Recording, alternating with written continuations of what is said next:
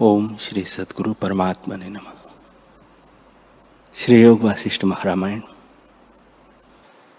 श्री वशिष्ठ जी बोले, हे रामचंद्र जी, ऐसे गंधर्व नगर जो रत्नमणि से विभूषित किया हो अथवा दूषित हुआ हो, उसमें हर्ष शोक का स्थान कहाँ है, तैसे ही अविद्या से रचे पुत्र, स्त्री, धन आदि के सुख दुख का क्रम कहाँ है। जो पुत्र धन आदि बढ़े तो भी हर्ष करना व्यर्थ है, क्योंकि मृत तृष्णा का जल बढ़ा भी अर्थ सिद्ध नहीं करता। तैसे ही धन दारा आदि बढ़े तो हर्ष कहाँ है, शोकवान ही रहता है। वह कौन पुरुष है जो मोह माया के बढ़े शांतिमान हो, वह तो दुखदायक ही है। जो मूढ़ है वे भोगों को देख के हर्षवान होते हैं और अधिक से अधिक चाहते हैं, और बुद्धिमानों को उन भोगों से वैराग्य उपजता है।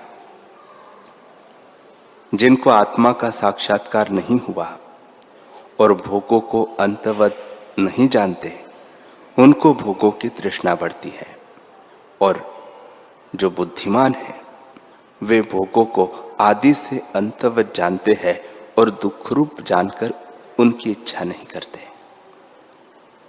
इससे हे राघव,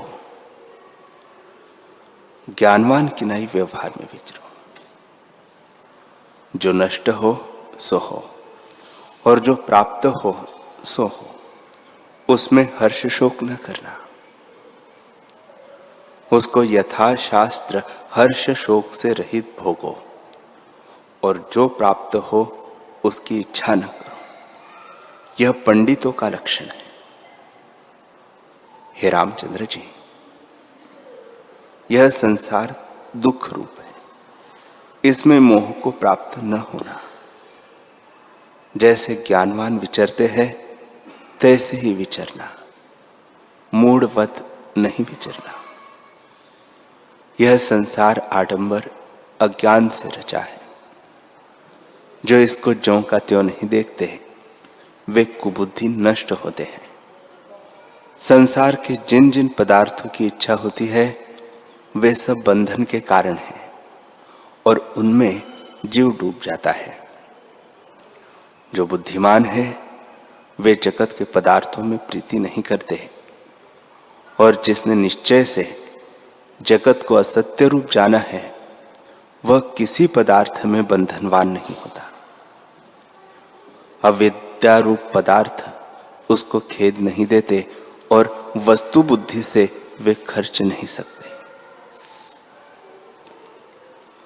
जिसकी बुद्धि में यह निश्चय हुआ है कि सर्व मैं हूं, वह किसी पदार्थ की इच्छा नहीं करता। हे रामचंद्र जी, शुद्ध तत्व जो सत्य असत्य जगत के मध्य भाव में है, उसका हृदय से आश्रय करो, और जो भीतर बाहर जगत दृश्य पदार्थ है उनको मत ग्रहण करो। इनकी आस्था त्याग करके परम पद को प्राप्त होकर अति विस्तृत स्वच्छ रूप आत्मा में स्थित हो, और राग द्वेष से रहित सब कार्य करो। जैसे आकाश सब पदार्थों में व्यापक और निर्लेप है, तैसे ही सब कार्य करते भी निर्लेप हो। जिस पुरुष की पदार्थों में न इच्छा है न अनिच्छा है, और जो कर्मों में स्वाभाविक स्थित है, उसको कर्म का स्पर्श नहीं होता। वह कमलवत सदा निर्लेप रहता है। देखना, सुनना आदि व्यवहार इंद्रियों से होता है। इससे तुम इंद्रियों से व्यवहार करो अथवा न करो, परंतु इनमें निरीक्षित रहो और अभिमान से रहित होकर आत्म तत्व में स्थित हो। इंद्रियों के अर्थ का सार जो अहंकार है, जब यह हृदय में न फुरेगा तब तुम योग्य पद को प्राप्त होंगे। और राग द्वेष से रहित संसार समुद्र को तर जाओगे। जब इंद्रियों के राग द्वेष से रहित हो तब मुक्ति की इच्छा न करे तो भी मुक्ति रूप है। हे रामचंद्र जी, इस देह से आपको व्यतिरेक जानकर जो उत्तम आत्मपद में स्थित हो, तब तुम्हारा ऐसा परम यश होगा जैसे पुष्प से सुगंध प्रकट होता है। इस संसार रूपी समुद्र में वासना रूपी जल है। उसमें जो आत्मवेत्ता बुद्धि रूपी नाव पर चढ़ते हैं वे तर जाते हैं, और जो नहीं चढ़ते वे डूब जाते हैं। यह बोध मैंने तुमसे क्षुरधार की नाई तीक्ष्ण कहा है। यह अविद्या का काटने वाला है। इसको विचार कर आत्म तत्व में स्थित हो। जैसे तत्ववेत्ता आत्म तत्व को जानकर व्यवहार में विचरते हैं, तैसे ही तुम भी विचरो। अज्ञानी के नहीं न विचरना। जैसे जीवन मुक्त पुरुष का आचार है, उसको तुम भी अंगीकार करना। भोगों से दीन न होना और मूढ़ के आचारवत आचार न करना। जो परावर परमात्म वेत्ता पुरुष है, वे न कुछ ग्रहण करते हैं, न त्याग करते हैं, और न किसी की वांछा करते हैं। वे जैसा व्यवहार प्रारब्ध वेग से प्राप्त होता है, उसी में विचरते हैं और राग द्वेष किसी में नहीं करते।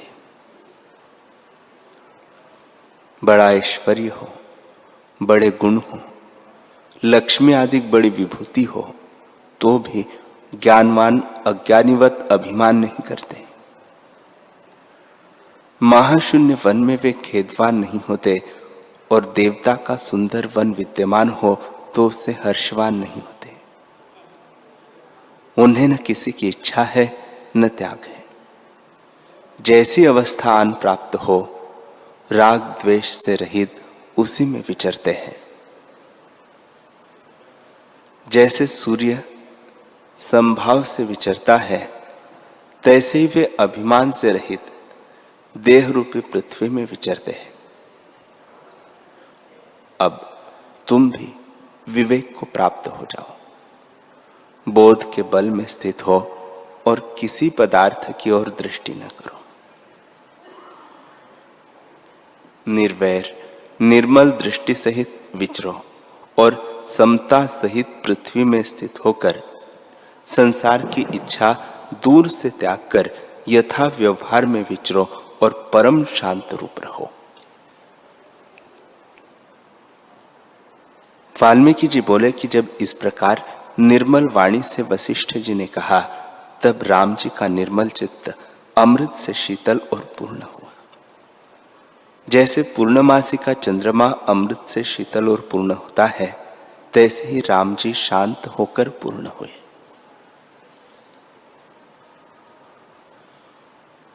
राम जी बोले, हे भगवान, आप सर्वधर्म और वेद वेदांत के पारज्ञ हैं। आपके शुद्ध उदार विरक्त रूप कोमल और उचित वचनों से मैं स्वस्थ हुआ हूं, और उन अमृत रूपी वचनों को पानकर मैं तृप्त नहीं होता। हे भगवान, आप राजस सात्विक जगत कहने लगे थे, सो कुछ संक्षेप से कहा था कि उसमें अवकाश पाकर आपने ब्रह्मा जी की उत्पत्ति कही।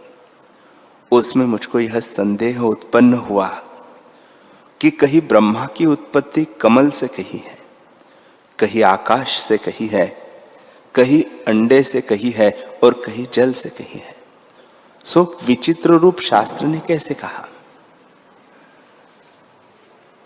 आप सब संशय के नाश करता है, कृपा करके शीघ्र मुझको उत्तर दीजिए। श्री वशिष्ठ जी बोले, हे रामचंद्र जी, कई लक्ष ब्रह्मा और अनेक विष्णु और रुद्र हुए हैं, और अब भी अनेक ब्रह्मांड में अनेक प्रकार के व्यवहार संयुक्त प्रस्तुत है। कितने तुल्य होते हैं, कितने छोटे बड़े काल के स्वप्न जगत की न्याय उत्पन्न होते हैं, कितने बीते हैं और कितने आगे होंगे। उनमें से तुमने एक ब्रह्मा की उत्पत्ति पूछी है, सो सुनो। यह भी अनेक प्रकार के होते हैं। कभी सृष्टि सदाशिव से उत्पन्न होती है, कभी ब्रह्मा से, कभी विष्णु से और कभी मुनीश्वर रच लेते हैं। कभी ब्रह्मा कमल से उपजते हैं, कभी जल से, कभी पवन से और कभी अंडे से उपजे हैं। कभी ब्रह्मांड में ब्रह्मा, कभी विष्णु और कभी सदाशिव होते हैं। कभी सृष्टि में पर्वत उपजते हैं और कभी मनुष्यों से और कभी वृक्षों से पूर्ण होती है। सृष्टि की उत्पत्ति भी अनेक प्रकार से होती है। किसी ब्रह्मांड में मृत्यु का भय होता है, कभी पाषाणमय होती है, कभी मांसमय होती है और कभी सुवर्णमय होती है।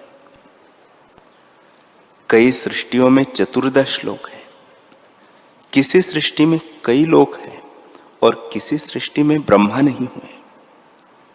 इसी प्रकार अनेक सृष्टि चिदाकाश ब्रह्म तत्व से फूरी है और फिर लय हुई है। जैसे समुद्र में तरंग उपज कर लय होते हैं, तैसे ही आत्मा में अनेक सृष्टि उपज कर लय हो जाती है। जैसे मरुस्थल में मृग तृष्णा की नदी भासती है और पुष्प में सुगंध होती है, तैसे ही परमात्मा में जगत है। जैसे सूर्य की किरणों में त्रसरेणु भासते हैं और उनकी संख्या नहीं कही जाती, यदि कोई ऐसा समर्थ भी हो कि उनकी संख्या करे, परंतु ब्रह्म तत्व में जो सृष्टि फूर्ति है उनकी संख्या वह भी न कर सकेगा। जैसे वसंत ऋतु में ईखों के खेत में मच्छर होते हैं और नष्ट हो जाते हैं, तैसे ही आत्मा में सृष्टि उपज कर नष्ट हो जाती है। वह काल नहीं जाना जाता कि जिस काल में सृष्टि का उपजना हुआ। आत्म तत्व में नित्य ही सृष्टि का उपजना और लय होता है।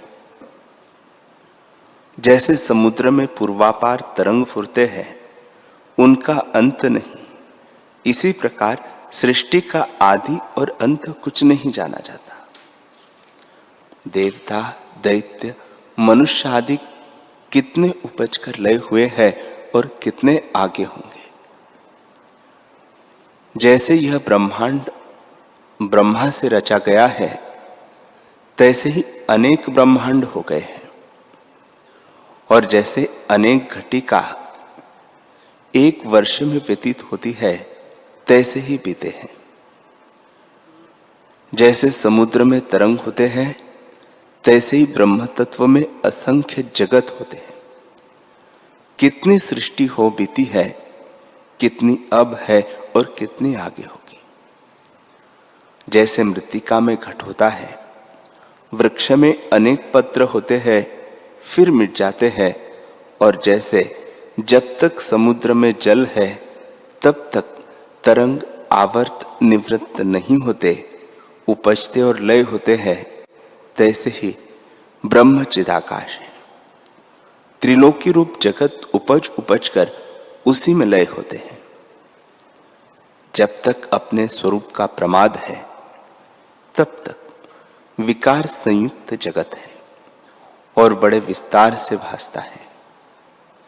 जब आत्मा स्वरूप देखोगे, तब कोई विकार न भासेगा। जब तक आत्म दृष्टि से नहीं देखा, तब तक आभास दशा में उपजते और मिटते हैं, पर न सत्य कहे जा सकते हैं और न असत्य कहे जा सकते हैं। वास्तव में ब्रह्म और जगत में कुछ भेद नहीं। समुद्र में तरंग किनाई अभेद है। अविद्या से भिन्न होकर भासते हैं और विचार किए से निवृत्त हो जाते हैं। चर अचर रूप जगत जो नाना प्रकार की चेष्टा संयुक्त अनंत सर्वेश्वर आत्मा में फुरते हैं, सो उससे भिन्न नहीं। जैसे शाखा और फूल फल वृक्ष से भिन्न नहीं और भिन्न भासते हैं तो भी अभिन्न है, तैसे ही आत्मा से जगत भिन्न भासते हैं तो भी भिन्न नहीं, आत्मरूप ही है। हे रामचंद्र जी, मैंने जो तुमसे चतुर्दश भुवन संयुक्त सृष्टि कही है, उसमें कोई अल्परूप है और कोई बड़ी है, पर सब परमात्मा आकाश में उपजती है और वही रूप है। ब्रह्म तत्व से कभी प्रथम ब्रह्म आकाश उपजता है और प्रतिष्ठा पाता है, फिर उससे ब्रह्मा उपजता है और उसका नाम आकाशज होता है। कभी प्रथम पवन उपजता है और प्रतिष्ठित होता है, फिर उससे ब्रह्मा उपजता सो वायुज कहता है। कभी प्रथम जल उत्पन्न होता है, उससे ब्रह्मा उपजकर जलज नाम होता है, और कभी प्रथम पृथ्वी उत्पन्न होकर विस्तार भाव को प्राप्त होती है और उससे ब्रह्मा उपजता है और पार्थिव उसका नाम होता है। एवं अग्नि से उपजता है तब अग्निज नाम पाता है। हे रामचंद्र जी, यह पंचभूत से जो ब्रह्मा की उत्पत्ति हुई है वह तुमसे कही। जब चार तत्व पूर्ण होते हैं और पंचम तत्व उससे बढ़ता है, तब उससे प्रजापति उपजकर अपने जगत को रचता है और कभी ब्रह्म तत्व से आप ही फुराता है। जैसे पुष्प से सुगंध फुराती है, तैसे ही ब्रह्मा जी उपजकर पुरुष भावना से पुरुष रूप स्थित होता है और उसका नाम स्वयंभू होता है। कभी पुरुष जो विष्णुदेव है उसकी पीठ से उपजता है, कभी नेत्र से प्रकट होता है और कभी नाभि से उत्पन्न होता है। तब प्रजापति नेत्रज पद्मज नाम होता है। वास्तव में सब माया मात्र है और स्वप्नवत मिथ्या रूप हो सत्य भासता है। जैसे मनोराज की सृष्टि भास आती है, तैसे ही यह जगत है। और जैसे नदी में तरंग अभिन्न रूप भासते हैं, तैसे ही आत्मा में अभेद जगत फुरता है। वास्तव में दूसरा कुछ भी नहीं।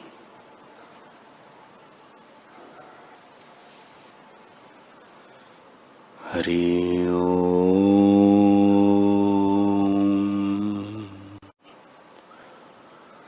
हरि ओम।